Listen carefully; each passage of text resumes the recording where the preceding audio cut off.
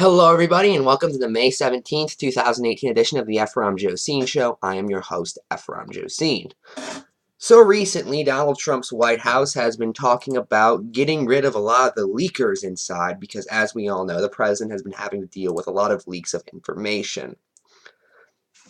And as such, he's been hiring people, firing people, and doing all of this stuff nonstop in order to get rid of the leaks and to have them weather out in some way. If only these leaks could just go away.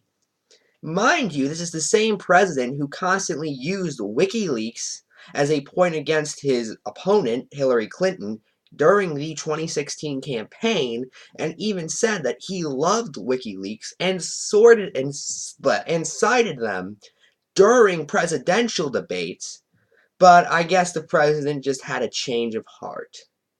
You know, all that nice stuff he said about WikiLeaks, Julian Assange, Edward Snowden, that's like when he said he wouldn't put insiders in. Just sort of gone now. Speaking of insiders, did you hear Gina Haspel was officially confirmed to be our CIA director? Yeah, the outsider, anti-deep state president, Donald Trump, appointed someone who was already acting director of the CIA, but was also working for the Bush-Cheney administration, specifically, committing torture, which has been proven to simply not work.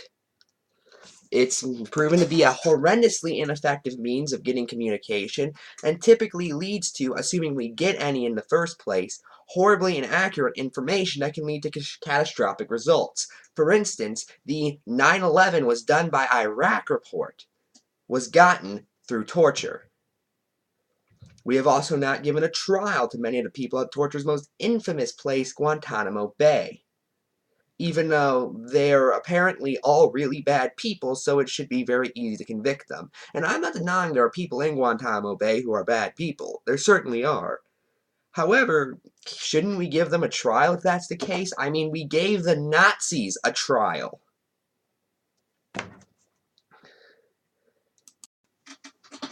Not only that, but many of the techniques have been proven to be cruel and unusual, which is specifically outlawed under the Constitution for the United States government to do. For instance, one of the most infamous is waterboarding, which this president openly said on the campaign trail he would do and bring back, even if it doesn't work. For those who do not know what waterboarding is, essentially, and this is kind of a simplified version of it, but you lay someone flat, at least from my understanding, put a rag over their face and pour water over them. The whole point is to simulate drowning, and we found that even many of our top soldiers were cracking from it within minutes. There are also other very downright torturous ones. Well, not just torturous, but downright cruel ones. Some of my favorite include killing someone via hypothermia, which the Senate torture report confirmed we did, and the guy in question was completely innocent, by the way. And another great one is rectal feeding, which is essentially a very nice way of saying anal rape. They shove a tube up your butt and put liquid into it. That's not a joke. But, what do I know? Apparently this is the great anti-deep state president who's appointed Steve Mnuchin, who's part of Wall Street, and appointed DNC insider Betsy DeVos, and appointed fossil fuel extraordinaire Scott Pruitt, and made Mike Pompeo, who was his CIA head, Secretary of State. I'm starting to notice a pattern here. Now, to be fair, if there's one thing this show is dedicated to, it's showing all sorts of perspectives and then tearing apart the ones that aren't my own. So I decided to go over to townhall.com recently, and by recently I mean about 3 minutes ago, and found this article. Breaking. Gina Haspel makes history, officially confirmed as the next CIA director. How did she make history? Well, according to the article, Haspel is the first woman in U.S. history to lead the spy agency. Congratulations, Gina! You've proven women can commit war crimes just the same as men can. You've made history. By the way, these guys are totally against identity politics unless their president uses them. Then they're amazing.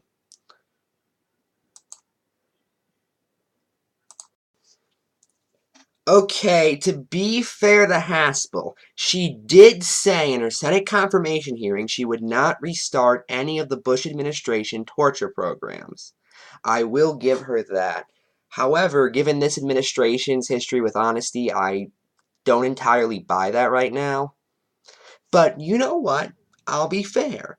If whenever Gina Haspel leaves office, or even if a year goes by and she hasn't started torture programs again, I will come out here and personally say, well, you surprised me. Congratulations. But that's kind of odd considering how she also claimed in the hearing that it provided them with important information used to stop terrorist attacks post 9/11. So they work, but we're not doing them again? That doesn't make any sense. I assume this is Haspel still trying to kind of push the party line, while at the same time realizing the majority of Americans who know about torture don't exactly approve of it. You know, especially the anal feeding part. However, it still struck me as kind of odd. I don't know, maybe that's just me. Although I will give her, having the right position but having a bad reason for it is still better than having the wrong position. So congratulations, Gina. I approve of you. At this particular moment. However, that does not mean that Town Hall did not find something to be angry about today. Oh no, you don't know them. As they hired Kurt Schilleiter,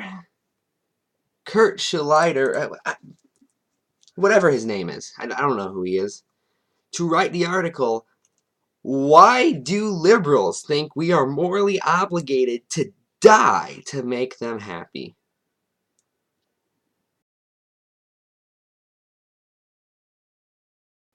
Camera froze while I was reading that title, and I'm not exactly sure where, so I'm just going to reread it.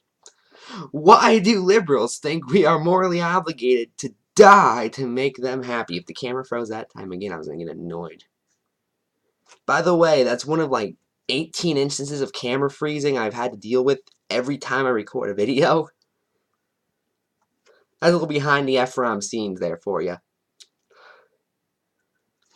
All major liberal policy positions have one thing in common. Normal people like you are always supposed to pick up the checks liberals write when running their mouths about caring and kindness. That's called living in a society. Some of these are annoying, like how to answer to the looming crisis of it maybe being slightly hotter in 100 years, or colder, it doesn't matter. Oh my god! You mean the scientists found out they were wrong, and therefore then did more studies making more accurate predictions? That's totally a liberal conspiracy. Is that you ditch your SUV and ride on the bus, where and when you tell you like a sucker? Some of these are expensive. Have you ever heard a liberal say, gosh, maybe instead of taxing hardworking people's earnings to pay for countless giveaway programs, perhaps we should insist that these dem-voting freeloaders cherish and lay about put their own weight? You know, like conservatives do when they raise the lowest tax bracket. Yeah, remember that one? Yeah, they tried to put that in earlier versions of Trump's tax act. And they got rid of several deductions in the one that actually passed, by the way. Yet they never mention that and never say, oh, yeah, Republicans, they're the party trying to raise your taxes. I wonder why. They then go into this weird rant about guns and how liberals hate people having guns, which, find me all the ones that talk about banning guns. Like maybe 5 said it when they were angry and hyperbolic and drunk. But it's a lot more complex than that. But then it goes into this. Or more precisely, they want a utopia where normals are gun-free and where the liberal elite maintains a monopoly on force. You think their security is disarming? Michael Moore chants. You get it? It's funny because Michael Moore is a person that exists who is liberal and fat. And no, fat people are Republicans.